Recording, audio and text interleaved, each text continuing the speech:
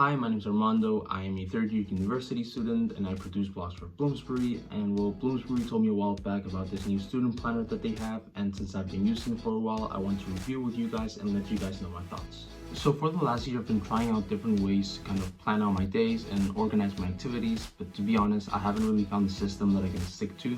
I just end up having a lot of different to-do lists and just random pieces of paper lying around my desktop. And I also have a spreadsheet with all of my deadlines, but at the end of the day, I end up ignoring it and just kind of going off the top of my head. Which is why the idea of a student planner was so interesting to me, because it's kind of like an all-in-one tool, and so it just makes my life easier. So the planner itself is quite small. I was expecting like an A4 size, so much bigger, but this is very small.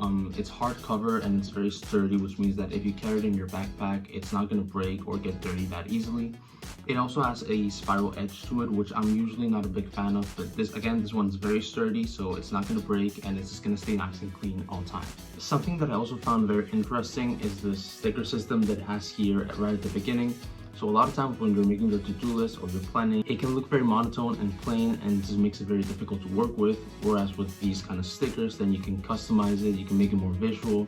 You also have some stickers for like deadlines or important tasks or exams, which also makes it easier to identify certain tasks at first sight.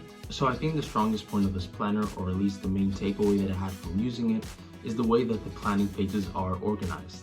So first you have a page for the month, where you can add your key dates and the most important tasks that you need to prioritize. And then after that, you have a weekly planner where you have a little space for each day to add your to-do list and the main activities, when you're gonna do them, etc. Also for each day, at the top of the page, you have a little box to add your key priority for that week. And you also have a little tip or a little advice, which I thought was a nice detail. After the planning section, there are a lot of different pages and tools that you can really use. Like for example, there's a whole section for recipes that are short and easy to make. There's a revision table for your exam sessions. There is a timetable just for normal courses.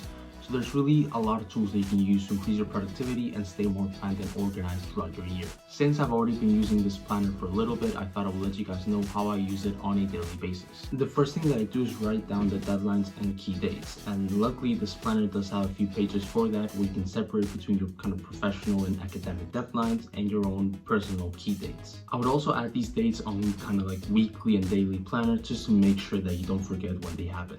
After that, I would go to the monthly page and just write down the most important things that you need to get done in the next 30 days, and as well as any other extra notes. This will help you stay more organized and focused throughout the next month. After that, it's very simple. The planner is very user-friendly, so you can just write the main activities that you need to get done each day, as well as a little to-do list of extra things. I usually do this the night before, because that way when I'm gonna start working, I already know what I have to do and I don't have to waste time trying to think about it and writing it down, because otherwise I would end up wasting too much time and procrastinating. Also, at the end of each week, you have a little box for notes, and I would personally use that to kind of write down what went well and what went wrong throughout the week. So for example, if you found out that you focus better on the library, then I would write that down so that you know that's something that you need to keep doing further on. Or for example, if you notice that you use social media too much while you study or while you work, then maybe you want to write that down just to notice that that's an issue that you might want to fix later on, to make sure that you're using your time as efficiently as possible, so that later on you have more free time to work on your hobbies or any other personal things.